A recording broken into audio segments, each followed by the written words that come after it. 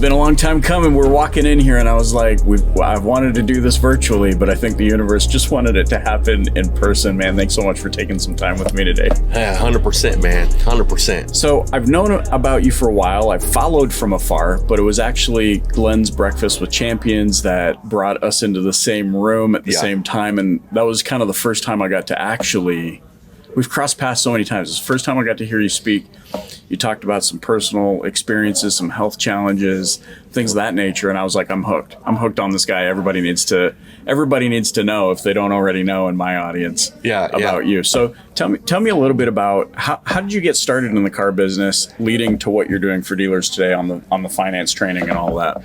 Man, getting started in the car business, man, I was just a broken dude coming up, man. I was a guy living in poverty, a teenage father, high school dropout, a guy who was abandoned by his mom at 2 years old, and you know, kept a foot in the streets, man. And you know, the car business kind of found me. And what I mean by that is, you know, I had a young friend working at a dealership. I didn't know he was working at a dealership, man. And he happened to pop by the building that I was living in, which was run down. And he happened to drive up in a new demo, and I thought he stole the car. That's the truth. And I said, what do you mean? You get to drive cars? And he's telling me all these wonderful things about dealerships, man. So I actually went over there and checked it out, filled out an application, got denied, right? They didn't hire me, and ended up continuing to fill out not credit apps, but applications to work at a car dealership. And man, I came across the classified ads back in the day. It said $45,000 first year, no experience necessary. Come apply at Hubler Dodge this Tuesday and Wednesday. Right. And back then, man, living in poverty, I thought $45,000 I'd be rich. I thought $45,000, wow, I'd be rich. So I went and applied, man. They hired me, and you know, the rest has been history, man. And I'm gonna tell you, the moment I got hired, the moment I walked through those doors, saw all these professional people that had desks, and they were dressed in slacks and ties, and the same clothes I would wear to church. Right. They wore as a profession, man. And all this was new to me, man. Again, I was living in poverty, right? I was a broken person, overcoming challenge after challenge after challenge, just trying to make it and get breathing room in my life. And I happened to get into the car business. And when I happened to get hired, man, I was so grateful that I get to work in an environment where I see other professionals. And when I found out, man, a salesperson told me he made $100,000 last year. That's what this conversation. Yeah, I made 100 casually. I couldn't believe it. Because I had never met someone in real life that made $100,000, and when I met him, and I said, "Wait a minute, you made $100,000? Are you going to be doing the same thing that I'm supposed to do? Right. That I'm going to be taking customers? Yeah, you're going to be taking ups." I said, "Well, what do you mean up, man? Well, what does that mean?" No, customers. I said, "Well, why don't you just call them that?" But I was so grateful, and it was the opportunity of a lifetime for me, man. And so once I got that position at that car dealership selling cars, I grabbed on with both hands, both feet, and I never let go, man, because I knew what it was like before, and all I had in front of me was all the opportunity, man, and I was bound and determined to make sure that I maximized it for sure, for that at that point and for the rest of my life. You have this, I feel this, and I've tried really hard in my own life to articulate this desire to then see other people go and be able to do the same thing, or even far exceed that thing. Yeah. Where did that all start for you? Because I mean, I can see you were just up there motivating your group. We're at 800% Club. Yeah. We're here at Beaver Toyota. I've never seen a facility like this in my entire life. Yeah. But Glenn, you know, our friend Glenn Lundy comes up to you. He's like, "Yo, I need you to go up and pump this group up." And just on a whim, you up you go. Yeah. And every time you speak, I get this sense of like he finds joy in seeing other people achieve that level of success. Where did that come from? So you're in the dealership, you're turning your life around, you're going from poverty, you got a little bit of money now. Yeah. Do you know the moment when you were able to say, "I want to help other people do this now"? Yeah, man. You know, from working in a car dealership, man, I stumbled across this book called Success is a Choice by Rick Pitino, man. And the way I stumbled upon it was, car salespeople will know this, but as salespeople, if there's a salesperson that gets fired, the first thing other salespeople do is go and raid their desk. Right. They're looking for pens and notepads and things of that nature, staplers. And I did the same thing, man. And I stumbled, a guy got fired, and I went and stumbled through his desk, and I found that success is a choice, and I couldn't put it down. And at the time, it's funny, man, I had no furniture in the apartment. I had an air mattress, and I was so captivated by this book that I would go home and lay on my carpet and read it every day. And that was the aha moment for me, man. And when I realized that was real, like it's not a catchphrase. Right. That's life. Yeah. That's reality. It is all a choice. Once I realized that and really started hammering about my success and being responsible and accountable for my success, opportunities started opening up. The more accountable you become, the more you stare in that accountability mirror, the more opportunity shows itself. It reveals itself, because in reality, it's all on you. And what I like to do now, that was the aha moment. And what I like to do now, because, I've had successes in my life. Now I'm the #1 F&I trainer in the country. Now I'm business partners with Grant Cardone. Now I speak all over the country. Now me and you are in the same network, right? We have the same friends. We speak on the same stages. Right. I have a big F&I training company. Right now that I've seen some success, I know that it's possible. And if I come from the bottom and I can do it, I know it's possible for anybody. If they see it the way that I see it, if they would just remove themselves from staring at the challenge and start staring at the target, right?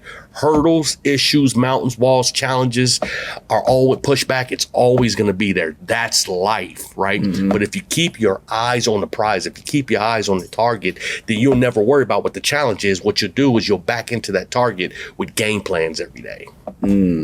It reminds me of this quote. Now I can't remember who said it, and I'm going to feel like a moron if you're like, "Oh, that was Mr. Rogers." Yeah. It's a lot of people go through life with the attitude of they're complaining because I'm the product of my circumstances. But the quote is, "You're not the product of your circumstances. You're the product of your decisions." That's right, 100%. Wow. And and that really stands out to me, because I think, man, at any given moment, I'm faced with multiple decisions. Sure. What's my attitude? Like my focus, my paradigm? Am I looking at things from the right angle? Yeah. And I just get that sense as you're speaking. So then let's fast forward to today. Yeah. To your point, you now got this largely successful F&I training. You're partners with Grant Cardone. Yeah. What is it that you find as you're working with dealerships across the country, around the world? What is the commonality between them when you're first starting out that's like that light bulb moment for them, going from 300-400 a copy to, like you said today, 2,500-3,000 a copy? What's that like? Oh, I didn't even see it from that angle. Yeah, so understanding the complexity of the F&I department, understanding from a dealer standpoint how to construct one, how to construct an F&I department, how to hire the right people in there, how to get the right benchmarks in there, install the right production-based pay plans in there, install the right processes and the right training. When I teach them and show them exactly how to construct the right F&I department and install the right people, and the things to look for when hiring the right people, such as your resume doesn't matter, but it's all character. Right. So I hire them different. The aha moments come through what they look for in their people now. What they used to do is hire based on what somebody said they did, right? What they used to do is hire based on a resume. The aha moment is, okay, if you hire the right person with the right character, the right work ethic, the right integrity and honesty, right? Who's goal oriented. If you hire that person, you can teach them the skill set. Right. And so in my store, we hire very intentionally, right? We hire very intentionally. We make sure that we get the right person. And once I have the right person in there who's going to work hard, who wants to work harder than they complain, who wants to work harder than they're comfortable, who wants to work harder and outwork their goals and targets, once I have that person, then it's just a matter of time at that point. This goes full circle to what you were saying earlier about accountability, because I immediately think, well, in order to identify that in somebody else, I need to be holding myself accountable. There needs to be personal discipline. Like, I need to be in a place where I'm prepared to identify the qualities, personality, character traits, all those sorts of things. You got to live by it. Live by it. And so have you ever run into that where you're like, hey, like, you're the the leader, but you're not pulling your all the weight. time. Yeah. Oh, all the time. How do you address that though? Because that's directly, just straight up. yeah, directly. So if you talk to any of my dealers who are here, I encourage you to. They will tell you very specifically. I'm very direct, but I'm direct out of love. I'm not direct out of sarcasm, hate, or anger. I'm direct out of love, and what I mean by that is I want to see you succeed. I'm putting my name on it. I'm putting my brand on it, and my brand is about winning. My brand is about excellence. My brand is about being number one. Right. And if I'm called the number one F&I trainer, if I say I'm the number one F&I trainer, I have to be able to back it up. I need to have statistics. I need to have receipts. I need to not be able to say that myself, but have dealers say that. I need to have them, the owners, say, oh man, I increased my PVR $1,000 a copy, $1,500. We've increased it. We've increased it $2,000 a copy. They need to say it. So in order to do that, man, I have to be direct. I have to cut through the chase, and I need to say, here's the issue, here's the opportunity, and here's the game plan. Let's go to work. Yeah. My team and I talk about this quite often, and it's this almost acceptance that each of us has more time than we think, but less than we want. And what I'm learning, or what I think I'm finally settling into in my own business, is some things, like the good things, really just take time. And if it's going to be worthwhile, then it should be worth the while. In the car business, which is very much a today business. Sure. Right. What's right in front of me? Got to get the deals, right? We're in this 30-day cycle. Sure. How do you help the dealer break past that so that they're thinking longer term, maybe more an infinite game, not the finite game? How do you help them break free from that mindset? Yeah, man. So that's what it is. It's a mindset, right? So you've heard the phrase "in due time." Yeah. Okay. So in my stores, right, I have dealers that say that, GMs who say that, finance managers, in due time. We're getting into due time. If you replace that word time with effort, what does that phrase is? What's the phrase now? In due effort. In due effort, man. The harder you work, the faster it gets to you. The harder you work, the faster it comes. Right. So it's in due effort. It's not in due time. Right. If you want to be a Kobe or a Jordan, it's the one that's in the gym, right? Shooting the free throws. Right. The most and the longest with most intentionality. Man, it's the work. It is not the time. And I tell you what else, man. What I found is that we've got to do it with a sense of urgency. Man, I train and I live my life and I chase success with a severe sense of urgency and desperation. I've got to get this done. I don't know how much longer I have here on earth, right? So what I'm doing now is not about me anymore, right? I've lived a good life. I'm in a good space. If I wanted to stop right now, if it was all about me, I could live well the rest of my life. But I'm on legacy now. And what I mean by that is, man, I got daughters that I need to be able to hand over and give them a good start in life the moment they turn 18. The moment they get started in life. And whether the good Lord allows me to see them both turn 18, or if I leave next year, right, or in 6 months, I still need to have it in place, right? So I work with a frivolous sense of energy that we got to get it done, right? My dealers will tell you, man, my mantra is RONE, Roan, results only, no excuses. Right. So I go hard, and I'm the first person to hold myself to the highest accountability because of what I'm doing it for. That's why. So it's for legacy. It's not for me. It's who's coming after me, who's paying attention to me, right? Who loses? If I don't win, who loses? Right.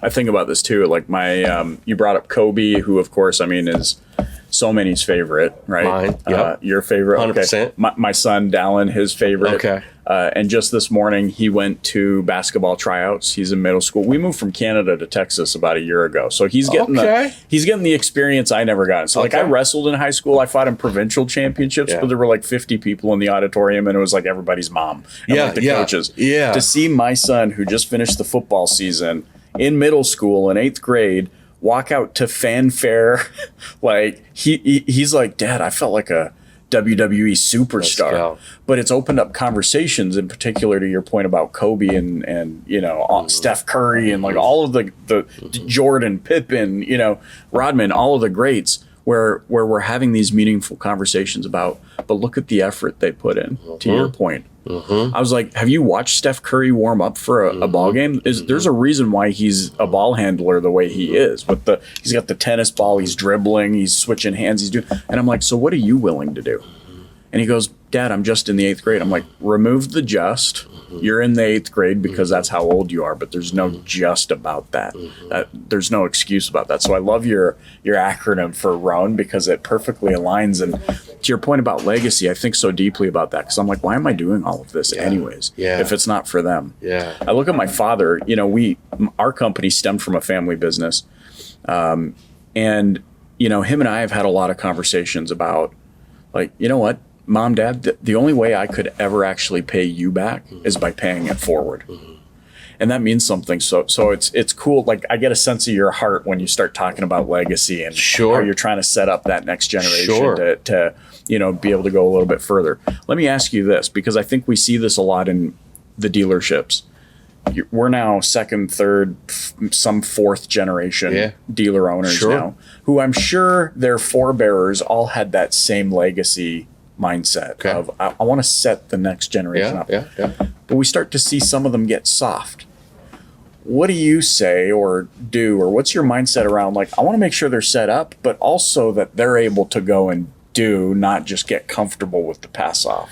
Yeah, man. So what I do with my clients is ongoing. So there's no pass off, one and done, right? So I'm doing training every week with my owners and my dealers. I'm doing training every week with my finance managers. And so I do multiple touches every single week, man. I ensure their success if they become my clients. So I vet clients very hard. Like I don't take all clients. It's not, you want to do business with me? Okay, let's go. Not all money's green for you. Because my legacy is success. My brand is success. So I have to vet them and make sure they're the right type of people inside that group that are going to do what I need them to do in order to get the results I know that they can get. So I'm constantly with them. I'm along for the ride, right? So the result throughout an entire year, it's not a pass off, man. It's let's go. Right. So if we need to hire somebody, I'm deeply involved in hiring that person.